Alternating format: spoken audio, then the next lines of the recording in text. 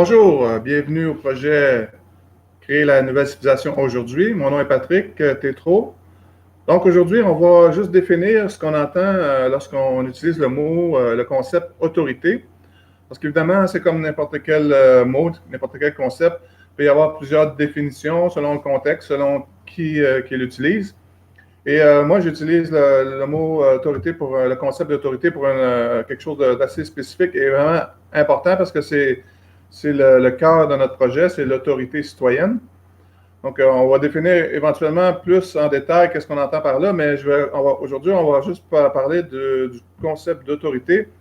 Donc, pour moi, l'autorité, c'est un des éléments du pouvoir. Donc, le pouvoir a trois éléments qui peuvent être définis en utilisant différents mots. Moi, j'utilise les mots potentiel, capacité et autorité. Donc, ces trois éléments-là forment le pouvoir. Donc, potentiel, ça peut inclure les choses comme les ressources, l'énergie, l'argent.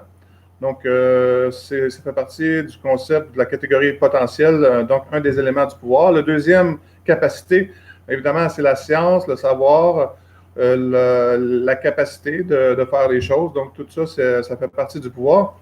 Et le troisième, évidemment, c'est l'autorité,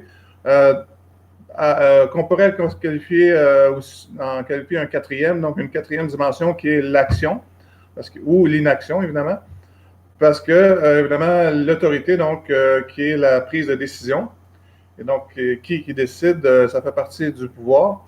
Et évidemment, on peut décider d'agir ou de ne pas agir, mais c'est sûr que si on décide d'agir, il faut aussi agir. Donc, on pourrait qualifier ça d'une quatrième élément aussi, mais on l'inclut dans celui de l'autorité. Donc, pour donner une image, si je veux boire un verre d'eau, est-ce que j'ai le pouvoir de boire un verre d'eau? Évidemment, ça prend l'eau comme telle, donc le potentiel, donc la ressource. Ensuite, la capacité, la capacité de boire de l'eau, et évidemment de prendre le verre d'eau, et la décision de le prendre et le faire. Donc, ces trois éléments-là forment le pouvoir et l'autorité, c'est celui qui concerne la décision.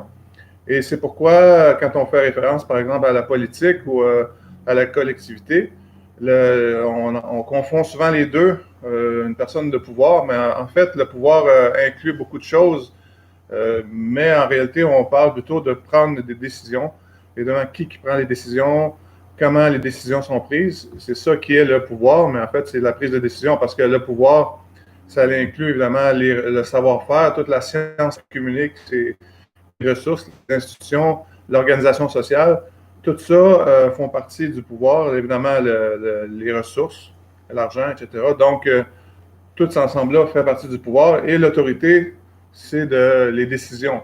Donc, qui prend les décisions? Donc, c'est le cœur de la question et c'est évidemment c'est ce à quoi je fais référence lorsque j'utilise le mot autorité. Merci.